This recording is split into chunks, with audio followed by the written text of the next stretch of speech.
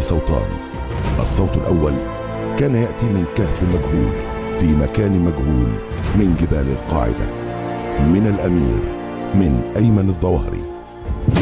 والصوت الثاني كان يأتي من سدة الحكم، من قصر الاتحادية، من مكتب الرئاسة، من الرئيس، من محمد مرسي.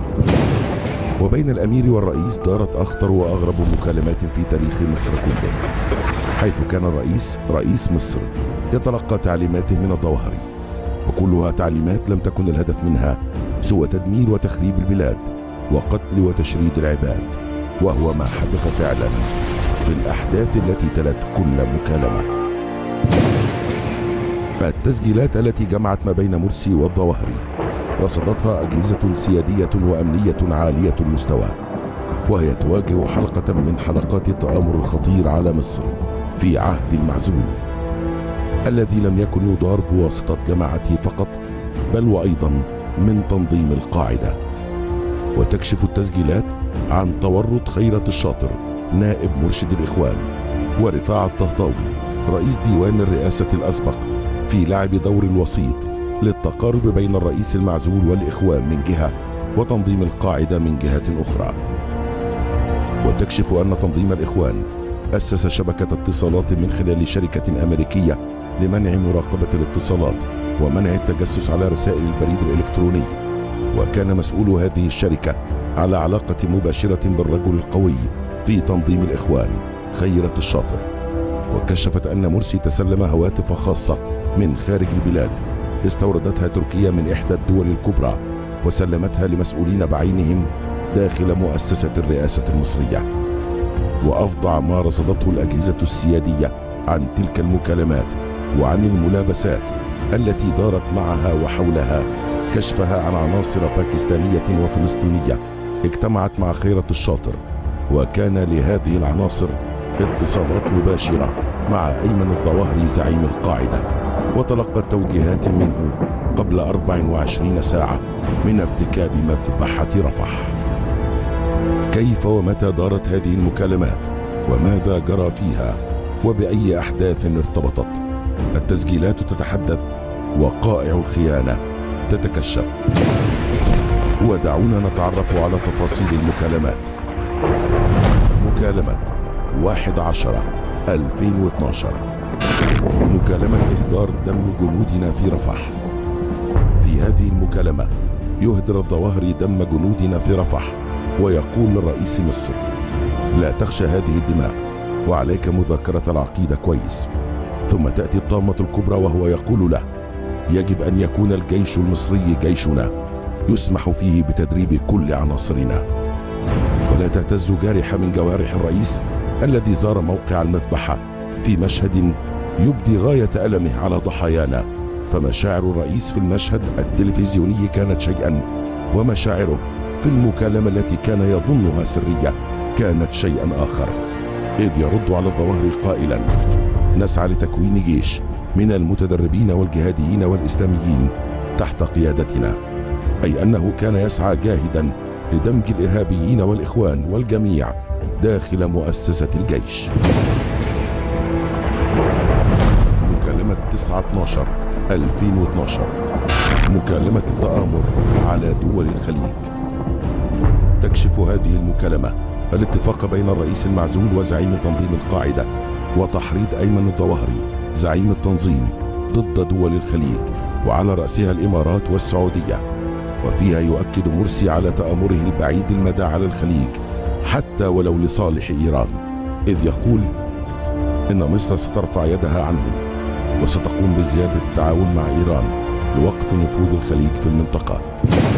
وتعليقا على هذه المكالمة، كشفت جهات سيادية عن الظواهري أنه خطط بالفعل لعمليات كبيرة داخل السعودية من خلال عناصر القاعدة لإشعال فتنة بين الشيعة والسنة هناك، وإشعال أزمات داخل الإمارات بالتعاون مع تنظيم الإخوان الذي صار له نفوذ في كل منطقة عربية.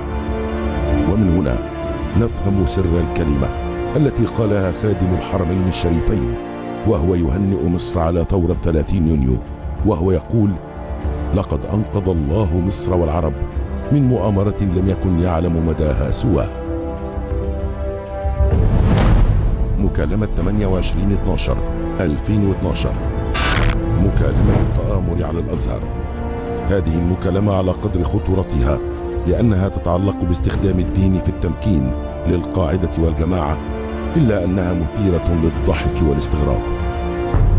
ففيها يطلب الظواهري من مرسي الآتي: تعيين الشيخ حازم صلاح أبو اسماعيل نائبا لرئيس الجمهورية، تعيين خيرت الشاطر أميرا لقوم المجاهدين، إبعاد السلفيين عن السلفيين لأنهم ينفذون أجندة خارجية. ويرد الرئيس المعزول قائلا: السلفيين مرحلة لمساندتنا، ثم بعد ذلك سيتم استبعادهم وعودتهم مرة أخرى للسجن ستكون قريبة. لكن أخطر ما في هذه المكالمة الأمر الذي أصدره الظواهري لمرسي، وهو لابد من اعتقال شيخ الأزهر وغلق هذه المؤسسة بالكامل لانحرافه عن المسار. ومن هنا أيضا نفهم مؤامرات الإخوان على الإمام الأكبر وتنظيم المظاهرات ضده. مكالمة 12/1/2013. مكالمة التآمر على الكنيسة. بعد أن ألقى الظواهري تعليماته للرئيس بخصوص الأزهر، جاء الدور على الكنيسة والأقباط، إذ يقول له في هذه المكالمة: يجب وقف بناء الكنائس، وعلى الأقباط دفع الجزية والعيش دون طلبات إذا أرادوا العيش بسلام. ثم قال الظواهري للمعزول: ستحكمون مئات وآلاف السنين، وعليكم تطبيق تجربة باكستان وأفغانستان في مصر. مكالمة المؤامرة على الإعلام. في هذه المكالمة أيضا يتلقف المعزول أوامر سيده حول الإعلام المصري، ويشرح له مؤامرة الإخوان على الإعلام، إذ يقول مرسي للظواهري: يا أمير الحق، اتخذنا قرارات رادعة في مواجهة هذه القلة، وإجراءات تشريعية جديدة تحد من هذا الإعلام، وفي القريب العاجل سنغلق هذه القنوات وسنقوم بإنشاء منابر إعلامية إسلامية كبيرة، وخططنا لوضع ميزانية كبيرة مقدمة من التنظيم الدولي لإقامة قنوات فضائية إسلامية وجهادية تحث على الجهاد، كما ستكون هناك قناة فضائية ثابتة لك ولرجال القاعدة، ويمكن بث هذه القناة من أفغانستان لتعليم أشبال الإخوان. مكالمة 20/1/2013. مكالمة الإفراج عن الإرهابيين. مع هذه المكالمة بالذات نكشف كيف كانت تدار مصر. ببساطة شديدة، كان الأمير يأمر والرئيس ينفذ. ففيها يأمر الظواهري مرسي بالإفراج عن الإرهابيين المدانين في جرائم ضد المصريين، قائلا: عناصرنا كان لها الفضل في وجودكم خارج سجون الطغيان، ومساندتنا وجبة ومطالبنا صغيرة: الإفراج عن رجال القاعدة والمجاهدين في سجون العقرب وغيرها من السجون، ودعمنا بالمال والسلاح في ليبيا واليمن وسيناء، وأن يكون هناك جزء من المال لأسر المجاهدين وتدريباتهم في سيناء. مطالبنا ليست بالكثيرة، وهناك مطالب أخرى ستكون عبر وسطاء من إخواننا الأشقاء. وهذا ما حدث بالفعل، إذ خرج الإرهابيون من السجون ليقتلوا المصريين بعد ذلك. بالفعل كان الرئيس لا يملك سوى تنفيذ أوامر الظواهري. فعقب هذه المكالمة دخل سيناء 350 عائلة من عائلات التكفيريين وعائلات أخرى تابعة لأحمد عشوش إلى سيناء، وجرى تسكينهم وإعاشتهم هناك بناء على أوامر مرسي شخصيا، حيث وفرت لهم أماكن وأراضٍ داخل سيناء.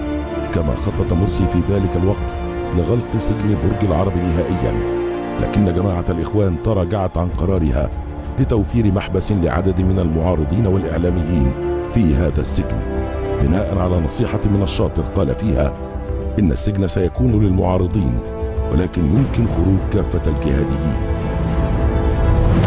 مكالمة 11/2/2013. مكالمة عمر عبد الرحمن.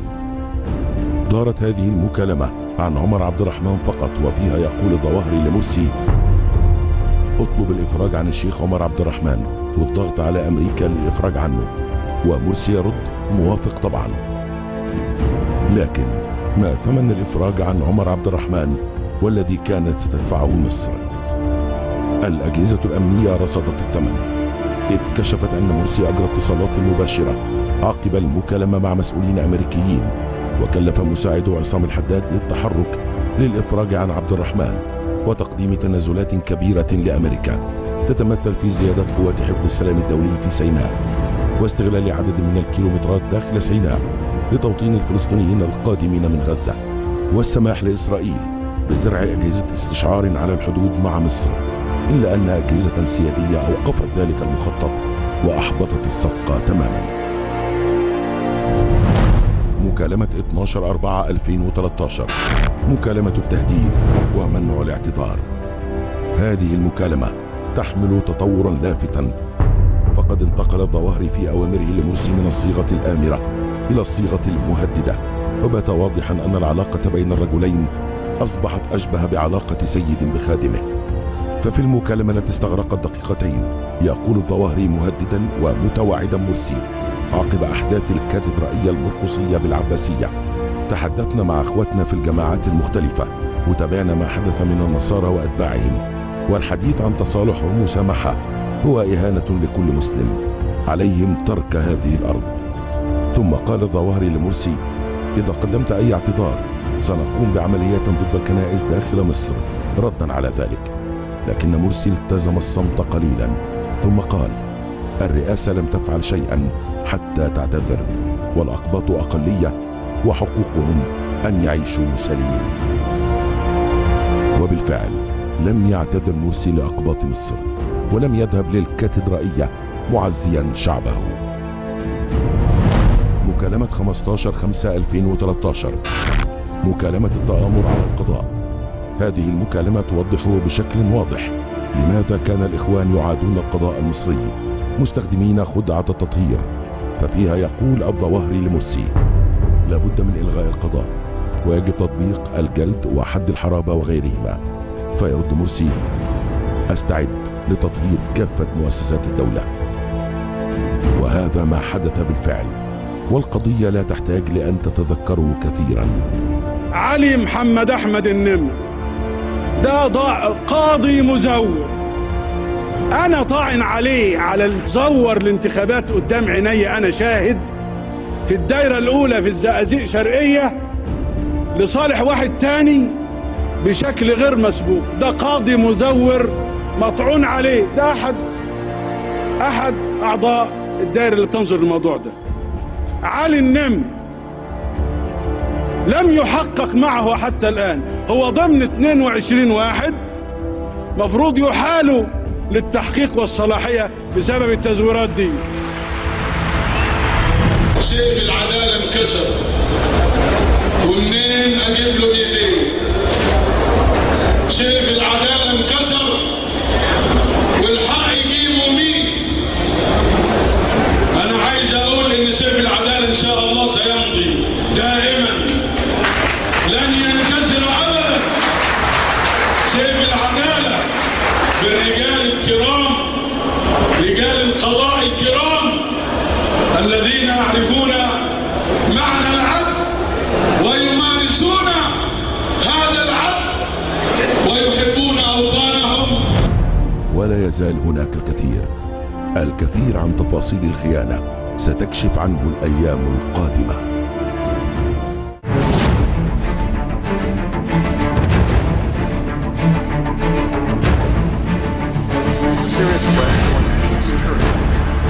إن المعركة لم تنتهي، ولكنها قد بدأت.